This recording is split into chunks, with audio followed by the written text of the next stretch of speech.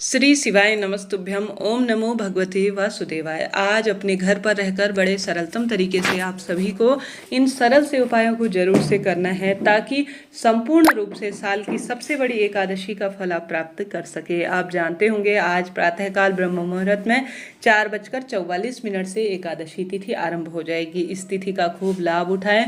जीवन को समृद्ध करने के लिए शिव हरि दीपक जो है, जो कि शिव और हरि के नाम का है, अपने घर पर जरूर से जलाएं। रोग, कर्ज, संकट, पीड़ा, परिवार में सुख समृद्धि नहीं है, विवाह के कार्य नहीं होते, तो सभी कार्य उन्नत होंगे और समृद्धि परिवार में स्वतः ही आएगी। कब कैसे उपाय को करें, ध्यान से सुने और अंत तक वीडियो में बने रहें। प्रथम उपाय आपको कहीं नहीं जाना, अपने घर के मंदिर में करना है। जैसा कि आप सभी जानते होंगे, अपने आप में यह विशेष कार्य भाग्य की रेखाओं को प्रबल कर देता है। आप सभी अगर संभव हो तो आज आटे का दीपक बनाएं। आटे का दीपक प्रज्वलित कर लेंगे तो आप सभी जो है, आटे का दीपक ठंडा हो जाने के बाद आप उसे चिड़िया कबूतर को भी दे सकते हैं, तो इसे अन्नदान का भी आपको सुख प्राप्त हो जाएगा। तो एक दीपक बना लीजिए, बिना नमक नहीं डालना है आटे में, साफ स्वच्छ आटा बना लीजिए। प्रदोष काल में करें या आज ब्रह्म मुहूर्त में, जब भी आपको समय मिले, आपकी इच्छा सामर्थ्य है। आप सभी को क्या करना है कि उस दीपक में 2 बत्तियां रखनी हैं। यह हरिहर दीपक के नाम से जाना जाता है और साथ ही इसे शिव हरि दीपक भी कहा जाता है। तो दीपक के अंदर आप सभी को आवश्यक रूप से 2 बत्तियां लगानी है। दोनों बत्तियों को आपको एक ही दीपक में लगाना है, अलग अलग नहीं, इस बात का ध्यान रखिए। और घी इसमें डाल लीजिए परिपूर्ण रूप से, किसी भी स्वरूप में इसे तेल में प्रयोग नहीं लिया जाएगा। अब आप सभी को प्रभु का ध्यान, चिंतन, नमन करते हुए विशेष तौर पर कि हे शिव हरि, आज हरिहर एकादशी, साल की सबसे बड़ी एकादशी और आपकी सुंदर तिथि में मैं यह दीप दान करने जा रही हूँ। मेरे भाग्य की रेखाओं को प्रबल करें, ऐसी प्रार्थना करते हुए अपने घर के मंदिर में आप सभी को यह दीपक लगा लेना है। इस दीपक में किसी भी चीज का, मात्र एक काले तिल का आपको प्रयोग करना है और किसी भी चीज का प्रयोग नहीं करना है।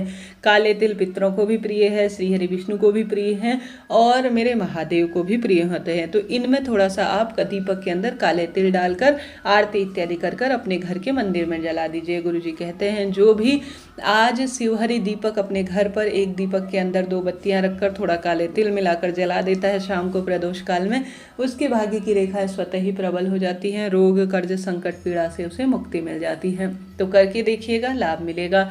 बढ़ते हैं दूसरे सरल से उपाय की तरफ, जो आज आप सभी अपने घर पर आसपास रहकर कर सकते हैं। गुरु जी कहते हैं, जब भी 10वीं तिथि पड़े, जब भी एकादशी पड़े, जब भी द्वादशी पड़े, तो सोमक पित्र का नाम लेकर, किसका नाम लेना है?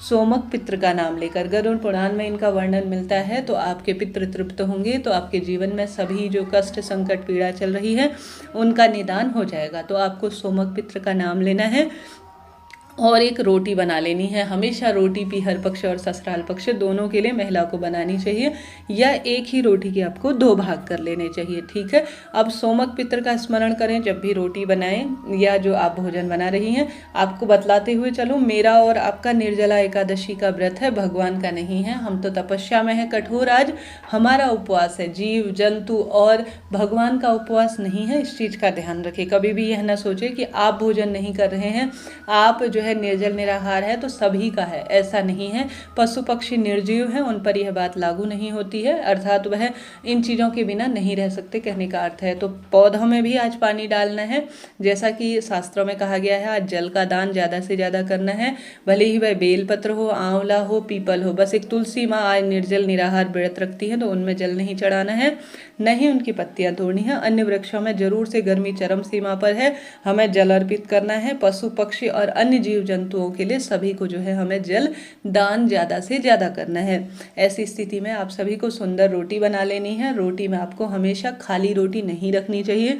जो गुरु जी की नियमित कथा सुनते हैं वह जानते होंगे, गुरु जी कई तरह की बातें उपाय के साथ साथ बताते हैं, जो कि उपाय में भी लागू होती हैं। तो आप सभी को क्या करना है कि रोटी बना लेनी है। रोटी में आपको लगा लेना है थोड़ा सा घी, संभव हो तो, नहीं तो कोई दिक्कत नहीं, सिर्फ मीठा रखकर, जैसे गुड़ रख सकते हैं, मिश्री रख सकते हैं, चीनी रख सकते हैं, कुछ मीठा रख लीजिए।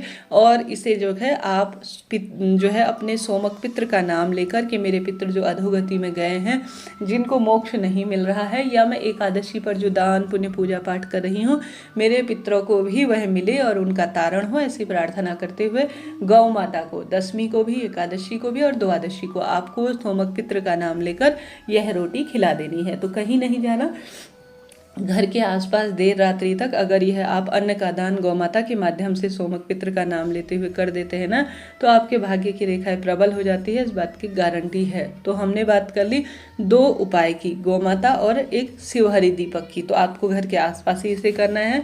बढ़ते हैं दीपक के तीसरे उपाय की तरफ। आप सभी से अनुरोध है, कमेंट्स में हर हर महादेव या ओम नमो भगवते वासुदेवाय जैसे महामंत्र का जाप करते हुए आप सभी मंत्रों का दान कर दीजिएगा। वीडियो को लाइक शेयर सब्सक्राइब करना ना भूलें। आज के दिन किया गया कोई भी दान लाख गुना फल प्रदान करने में सहायक होता है। तो आप सभी को अपने घर पर रहकर एक और सरल सा कार्य करना है।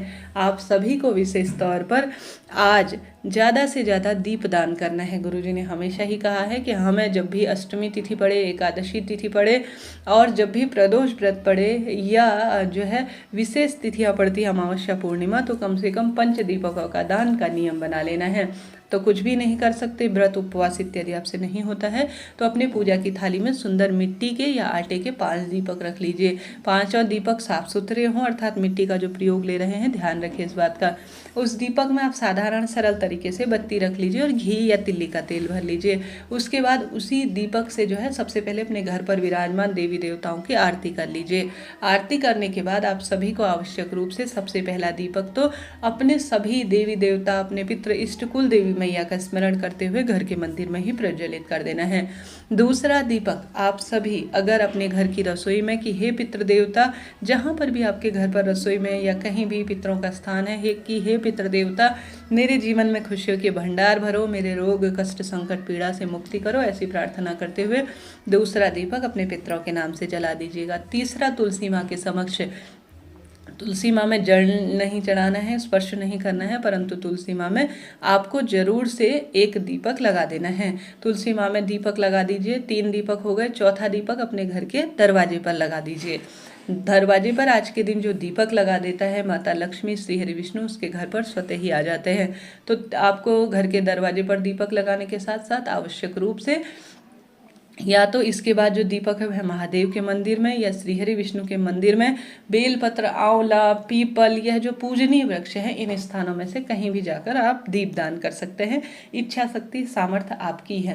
कहने का अर्थ है जो भी पास पड़े उस पर दीपदान कर दीजिए। देखिए जी, हमारे बस की नहीं रहती है कि हम घर से बाहर जाएं, घर की जिम्मेदारियां हैं तमाम तरह की, तो सरलतम भाव से जो घर पर उपलब्ध चीजें हैं उनसे भी उपाय कर लिया जाता है, तो अनंत गुना इससे लाभ होता है। इससे पहले 2 वीडियो जारी कर चुकी हूँ जिस पर मैंने संपूर्ण सुंदर व्रत बता रखे हैं और कब व्रत करना है इसका भी नियम बता रखा है, कैसे व्रत करना है यह भी बात बता रखी है। तो अपनी इच्छा शक्ति सामर्थ्य अनुसार इन उपायों को कर कर आप भाग्य की रेखाएं चमका सकती हैं। आज का दिन चमत्कारी है। आज के दिन जल का दान करें। मिट्टी के घड़े का उपाय मैंने वीडियो में बता रखा है, उसका उपाय कर सकते हैं। साथ के साथ आज के दिन अन्नदान, वस्त्रदान, गोदान, भूदान, पशु पक्षी निर्जीव जंतुओं की सेवा करना भाग्य की सेवा और मानव सेवा के लिए एक अद्भुत प्रयास है और यह जो है भगवान की व्रत उपवास से भी अधिक महत्वपूर्ण रखता है। तो आप सभी दान पुण्य ज़्यादा से ज़्यादा करें। जय श्री हरि विष्णु, हर हर महादेव।